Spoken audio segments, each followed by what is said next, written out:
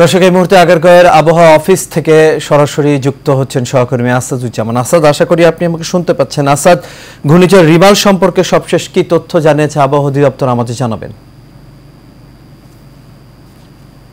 ধন্যবাদ রাজ। আসলে আমি এই মুহূর্তে দাঁড়িয়ে আছি আবহাওয়া অধিদপ্তরে।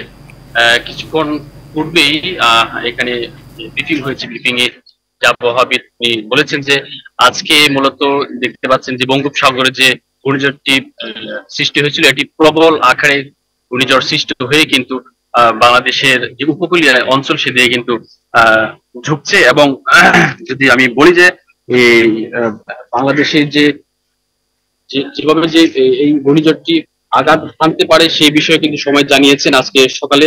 এবং আজকে আমরা জানি যে আবহাওয়াবিদ পরিচালকের পক্ষ থেকে সকালে জানিয়েছিল যে চট্টগ্রাম সমুদ্র বন্দর থেকে এটি 400 কিলোমিটার দক্ষিণ পশ্চিমে এবং কক্সবাজার সমুদ্র বন্দর থেকে 300 কিলোমিটার দক্ষিণ পশ্চিমে এবং মংলা সমুদ্র বন্দর থেকে 330 কিলোমিটার দক্ষিণে এবং পায়রা সমুদ্র বন্দর থেকে 295 কিলোমিটার দক্ষিণে এটি অবস্থান করেছে।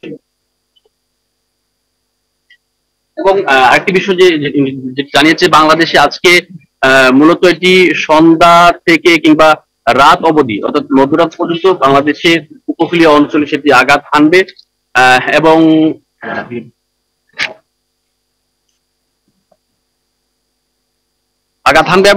বলা হয়েছে যে উপকূলীয় যে অঞ্চল রয়েছে যেমন সাতক্ষীরা, বাগেরহাট, পিরোজপুর, ঝালকাঠি, বরগুনা, এই যে অঞ্চলগুলো রয়েছে, লক্ষ্মীপুর, চাঁদপুর, এই যে নদীর বন্দরে 4 নম্বর